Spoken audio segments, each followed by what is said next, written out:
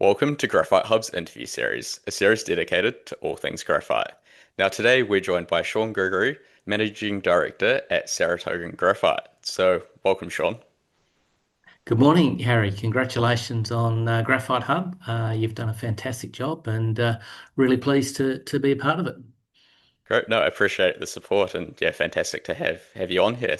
So, Sarytogan only listed on the ASX back in 2022, so it's a relatively still unknown company or less known in the graphite space, especially for my audience. So, to start this off, would you mind just giving a brief overview of the company and an update on where things are at the moment? Sure. So, look, Saratogan Graphite, we have the world's highest grade JORC resource and the world's second largest JORC resource located in central Kazakhstan, ideally located between two major markets being China and Europe. We IPO'd in 2022 and we took that giant ore body and developed a flow sheet, which has taken us all the way to 99.999 or five nines purity. And we completed a pre-feasibility study on the project in August of last year. Now, that pre-feasibility study contemplates a staged development, which we see as a very achievable strategy, starting off with initially an upstream development and then moving further downstream with further capital investments.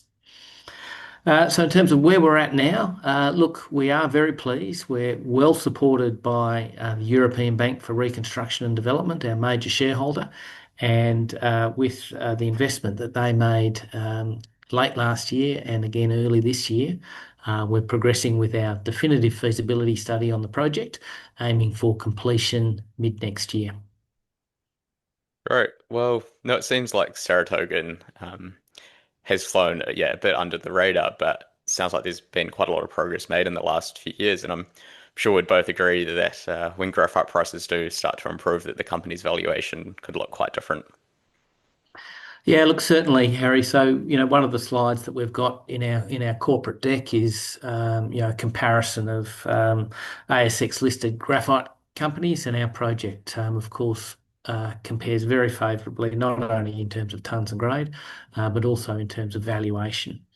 Um, uh, Enterprise value per contained tonne of resource is a common metric that's used across many commodities, and ours is excellent value there, which we really see as an opportunity for us to follow some of those more favoured graphite companies who have achieved higher valuations, who, fair to say, had 5 to 10 years head start on us, to catch up to those guys with our studies and really achieve a valuation that we think we deserve. And certainly the MPVs from the pre-feasibility study indicate that there's an order of magnitude step up with our valuation.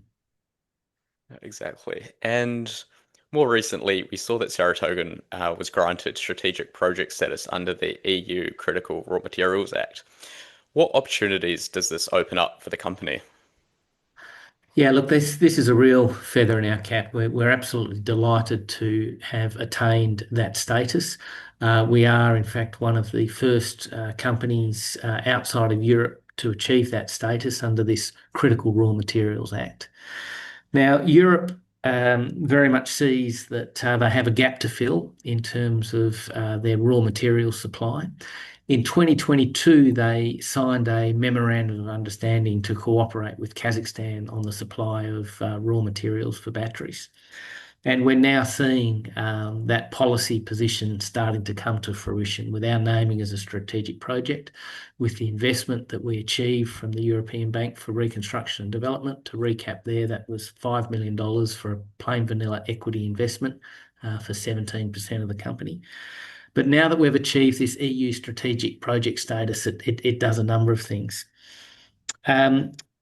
Look, firstly, we've got to thank the Kazakh government for lobbying to help us achieve that status. But what it does, a couple of things that come on the brochure. One is fast-tracked approvals. But that's actually not necessary for us because we don't require approvals in Europe. its approvals in Kazakhstan. And I'm very pleased to report that we have moved through those steps very, very quickly. We've achieved a granted mining license and we have achieved the environmental permit for the mine, which has just been an absolute pleasure. For me, as an Australian geologist, where I've worked on a lot of projects to get them approved here in Western Australia, and the system in Kazakhstan is very much modelled off this system, but just a very, very supportive government that's enabled us to fast track that. There'll be further approvals for some of our downstream activities as well. But the second key benefit of this strategic project status is the most important one, which is access to funding. And look, it's fair to say the ASX market has been very, very tough for graphite companies over the last couple of years. And to be honest, we've been getting far more support and love from governments worldwide, both in Kazakhstan, in Europe, and also elsewhere in the world. And there are these development finance institutes that have funds to try and promote investment in these critical raw materials. And to give you some examples, obviously the EBRD money, while they are a commercial enterprise and looking to make a return on their investment and grow a customer, they do have a strategic mandate to invest in Kazakhstan and invest in battery raw materials. There are other firms. So, for example, the German Development Bank has set aside €1 billion for critical raw materials, and there is a fund there that's being administered by KfW that will be in the mix to try and get some of that funding for the construction. There's also other groups within Europe. There's a group called the European Raw Materials Alliance, and they've also got some European Union money, indeed LICs of €2.5 million looking for a home. And we were very pleased last week. We hosted a delegation from the EU, hot on the heels of our naming as a strategic project, including representatives from those organisations. We hosted them on a site visit, and I'm sure they would have been very impressed with what they saw. High-grade graphite outcropping at surface, and actually 4 drill rigs completing our infield drilling. So lots and lots of activity, and we're seeing a lot of strategic support. Now, there's many other institutions as well. There's money elsewhere in other countries that are keen to see us succeed as well. And indeed, there's also some funding within Kazakhstan that we're pursuing as well. So we can see a very clear roadmap to develop this project, to bring this project to fruition, to get funding not only for our studies, but also for our stage 1 development, which is $62 million estimated from the pre-feasibility study. And we really see that as an achievable chunk. And for these organisations, it's right in the sweet spot of the right size capital in the right project that is highly strategic. Right. Well, no, it definitely sounds like there's a real vote of confidence in the project, and given that you only listed on the ASX in 2022, you're making some good inroads in the graphite sector, which, as we both know, it's been a tough few years. Yeah, look, yeah, certainly. We're really pleased with what we've done. We're really proud of the work that we've done at a technical level. We've got a fabulous team, and so I think we're very well placed to deliver another high quality piece of work in the definitive feasibility study. Great. And changing gears slightly, and it's a question I love to ask all my guests on here, is around the current split between natural and synthetic graphite. Sparks quite a lot of debate, so it would be good just to get your thoughts on what the current split is like and where you see it going forward. Yeah, sure. Look, it certainly has been the hot topic in the graphite industry, and despite this enormous demand that is coming, and I know electric vehicles have perhaps fallen out of the forefront of the public consciousness, but it is in fact real. There are enormous tonnages of raw materials that are required for these battery applications, and look, Wood Mackenzie, the data that we got from them last year. had the graphite market doubling this decade that we're presently halfway through. So those tons have all got to come from somewhere, and it's all been driven by battery demand. And those tons, of course, have come from synthetic graphite. Um, Now, the way that I put it is that, look, every natural graphite mine is different. We've all got quite unique product offerings, and we must all independently qualify because Mother Nature has given us very different ore bodies, and they all perform differently in different applications. So we must all qualify, which is quite a long process. Whereas for the synthetic graphite plants, they do what they say on the tin, right? You can build a synthetic plant. All you need to do is invest some capital, get hold of some petroleum coke, which is a byproduct from the petroleum industry, and heat it up to 3,000 degrees, hold it there for several days, and hey presto, you've got synthetic graphite and it does the job. However, it comes at a cost, and the main cost is energy. Now, energy we know means two things. One, it means dollars, and two, it means CO2 emissions. Um, Look, the intelligence that we're getting is that the current sales price of these synthetic graphites is at or below the cost of production in China. And indeed, when we look at our forward cost of production, and particularly when we compare it to our peers, we really feel that we're one of only a few non-Chinese projects that can compete at these cost levels. Where even at the current cost levels, our project is one of the few that can compete with China. So, for example, and there are some lovely bubble charts on our in our latest slide deck. But for example, our concentrate, we can make that for US $270 per ton.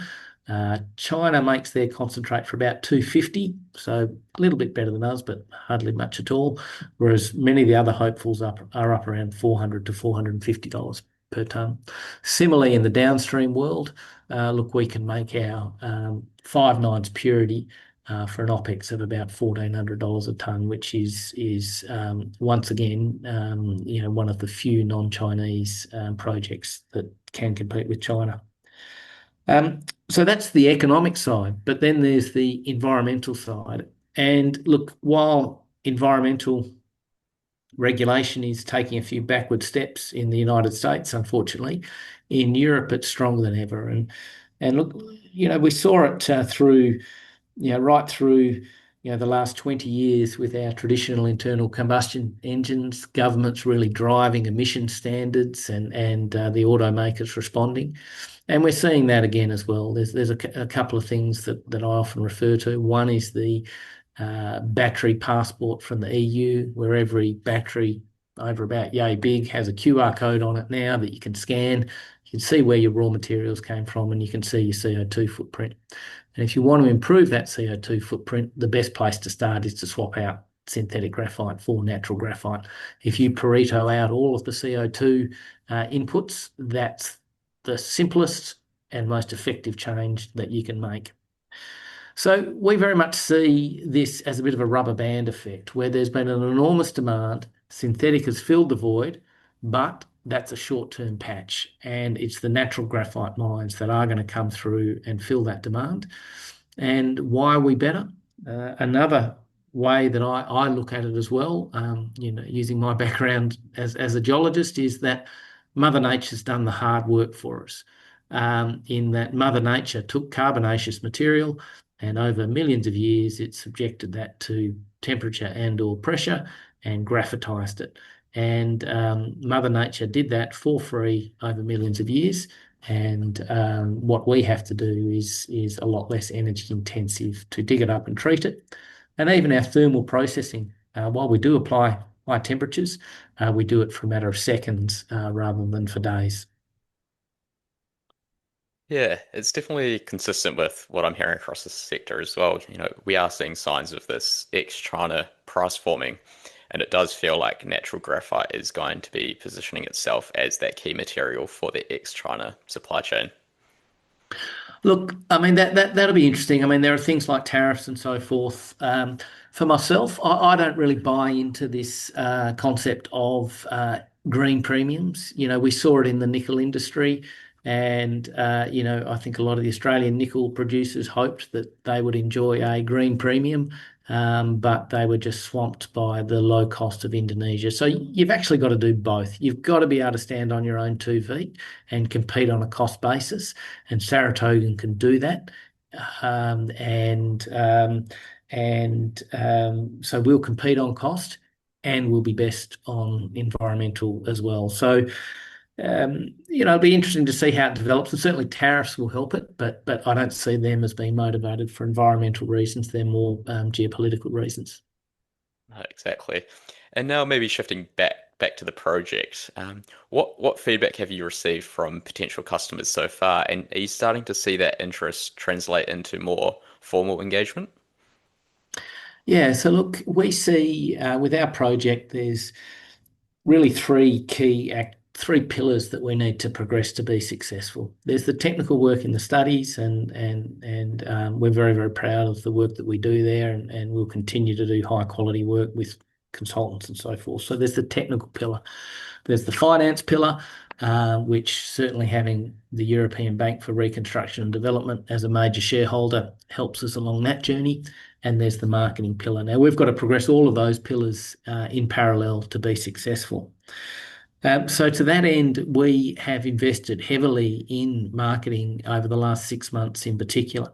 One, we appointed a new general um, sales and marketing director, a fellow Antonio de Assis, who is actually based in Sao Paulo, Brazil. We're very much a global company. We're always doing Zoom calls at all hours of the day.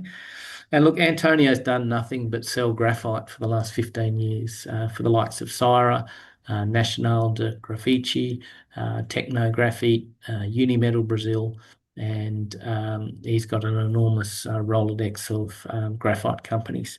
Now we're speaking to dozens and dozens and dozens of them, Yeah, and on each of our product offerings. So we have a flotation concentrate. Now, initially, our specification is 80 to 85% carbon, but we surprised ourselves and achieved 90% just in the last few weeks, actually, yeah, which is a nice surprise. So there's the flotation concentrate, there's our ultra high purity graphite, 5 nines purity, and then there's the spheres for the lithium ion battery. So in each of those three product families, we have got advanced discussions ongoing with some pretty serious names in the industry. But of course, you know, we can't, there's nothing to announce until there's something to announce. yeah, But that work is being invested in heavily. Now, the other investment is, of course, to equip Antonio with samples for customers. And that's been a big investment as well. We did a trial mining exercise at the end of last Kazakh summer, and we took 24 tons from that mine. We did a pilot milling exercise actually at a Kazakhstan lab under the supervision of our Australian metallurgist. And we actually found again, another pleasant surprise, a significant saving, which I think speaks to the appropriate um, um, um, um, uh, conservatism in the pre-feasibility study. We actually found that the material is a lot softer than we had assumed. And this is the real benefit of Saratoga. Not only is it super duper grade, but it also readily breaks right down to 5 microns. Whereas if you want to try and do that with a coarse flake of graphite, it requires an enormous amount of energy to, you know, think of carbon fiber, right? It's a very strong material. So look, the feedback is good, and that sample is now down in Australia. We are doing flotation on it, which will produce 200. So we brought 600 kilos down. That'll produce 200 kilos of concentrate, and we have customers lining up for samples, and we'll have to judiciously allocate that 200 kilos to our potential customers for testing. Right. And I'm sure that's probably quite hard given from the sounds of it, there are a lot of interested parties, so trying to determine who gets what must be quite difficult. Yeah, look, it is, and also to make sure that we're involved in that technical marketing and helping our customers really understand the real benefit of the Saratoga ore. Given we've spent so much money preparing these samples, it'd be an awful shame to send 5 kilos to a customer and just have them do a simple assay and sizing and tell us what we already know, but very much work collaboratively and engage quite deeply with their technical teams to really unlock the full value of the product. And for Saratoga in particular, the value is in the ultrafine nature of it. You hear of micronized graphite, for example, which attracts premium prices. Well, our graphite is pre-micronized, micronized by nature, if you like. There you go. Maybe that's a tagline I need to put on my presentation. Um, so yeah, and that's difficult for investors, right? And we've spoken about this. Graphite isn't a commodity. Each graphite mine is different, and that'll translate into the pricing for our products. But we do see, and we've seen it in the performance, right? You've seen superior electrochemical performance. We've made AA batteries, lead acid batteries, lithium ion batteries, and they all perform exceptionally well. We've done tests on the lubricative properties of our ore, and it's slippery as. And then also on the in terms of use as a recarburizer, we've made very high quality grey cast iron and ductile cast iron. So all of these performance results that we've seen in this testing comes back to those very special physical properties, um, micronized by nature. Yeah, well, it's sounding really positive, Sean. So, do you think this interest that you're getting in Saratogan is part of something broader? Like, I guess my question is, are you starting to see signs of momentum in the graphite sector? Because as we know, for the last few years, it's been tough. So yeah, are you seeing any sort of kind of pockets of optimism that investors can be excited about looking ahead? Yeah, look, I think we're starting to see green shoots, right? It's been a tough ride, and especially in the ASX space where there's been other hot commodities, whether it's lithium came and went, and then I think it was uranium for a while, antimony, gold's always gold, gold's always there. But look, graphite will have its time in the sun, and that's not too far away. And look, we have seen some green shoots. We've seen some trading interest in quite a few graphite companies have had some decent runs lately, and for those savvy investors who were smart enough to pick up some Saratogan shares over the last couple of weeks, they've I think we're up about 50%, which has been a good result. So there's certainly some interest.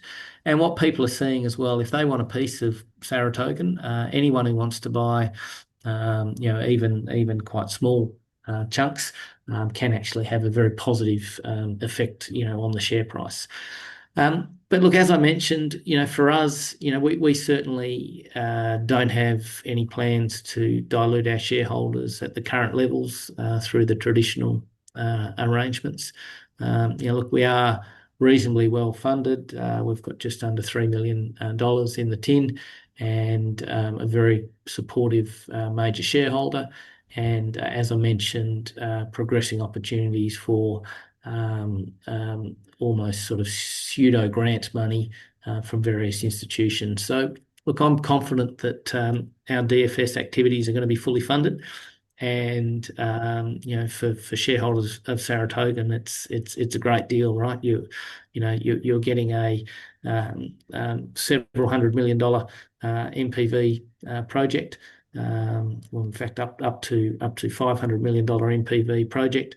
For the low price of wherever we are, 10 or $15 million market cap, and a pretty clear pathway to deliver a DFS with enormous support coming from Europe and Kazakhstan in particular.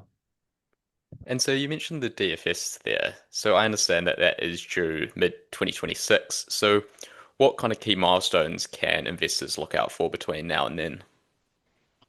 Yeah, so look, there's plenty going on at the moment, and there's the old Lassonde curve that people talk about, where there's the initial excitement around the discovery, and then a realization that there's a bit of a grind, a lot of money to be spent, before you make it to the promised land, and we're sort of at the bottom of that Lassonde curve. But a heap of activities going on. We've had some water drilling occur that is firming up our water resources, and I think these sort of land access activities, there'll be milestones there. We'll achieve our water license. We've also just acquired a block of land in a nearby town where there's rail and road and power infrastructure. So we just acquired that. But going forward as well, these drill rigs coming from that, there's going to be a series of announcements, and of course, I'm not sure if you track this sort of stuff. I think there's another mob that publishes, the best intercepts in each commodity, and I guarantee it will be top of the charts there Yeah. for a number of months with a series of announcements. Our graphite is, the reserve is 30% carbon, which is triple everyone else, and those drilling results will come through. Look, we're also in the metallurgy space. As I mentioned, we did have that very successful result where we achieved 90% carbon in concentrate, and there'll be more work confirming that, including the bulk testing. That bulk result will verify that result that we achieved at the benchtop. Then there'll be a award of key contracts. So we're using our funds quite judiciously. We've got a critical path for the project. We're progressing all of those activities that need to happen in summer, things like the drilling, things like engineering studies as well. We're drilling under the plant site, under the tailing site, and so forth. We're doing environmental surveys. Even though we've achieved our environmental permit, there'll be higher hurdles for the international banks, so there's more environmental surveys. So we'll keep our shareholders updated, right through that journey. And of course, there's the marketing discussions which are in full force, and that may well be the catalyst to really make this project real for a lot of investors who might be sitting on the sidelines. Yeah, I'm sure investors are pretty happy to hear that, the team is keeping quite busy at the moment and things do seem to be progressing extremely well. Um, so yeah, I think maybe unless you have anything else you'd like to add, maybe look at wrapping this up. But Sean, it's been fantastic to have you on here. Your insights and knowledge on the sector have been invaluable. So would love to have you back on here again in the future. Look, my pleasure, Harry, and once again, thank you for bringing the spotlight to graphite. Look, I think it is, a sector which, does require, investors to do a little bit of a deep dive to familiarise themselves with it. It's not entirely straightforward, and look, I think you're doing a fantastic job in, like I say, bringing the spotlight to this industry. And look, we know we're in a cyclical market, right? These commodities go up and down. I'm Yeah, feeling we're at the bottom now, yeah. but the work we're doing is hopefully going to feed into a rising tide. Exactly. Well, you even look back to 2021 and 2022, and the graphite market was in a completely different place then, right? So it does go to show you um, that the market is slow, but when it moves, it moves. So I think investors need to be have a bit more optimism. I feel, yeah, as you say, we are near the bottom. I think the light is at the end of the tunnel, but it's a bit of a slog, that's for sure. Yeah. All right. Thanks so much, Cool. Harry. Keep All up the right. good work. Thanks, Sean. Thank you everyone for Yeah. tuning into this episode of Graphite Hub's interview series. We'll see you next time.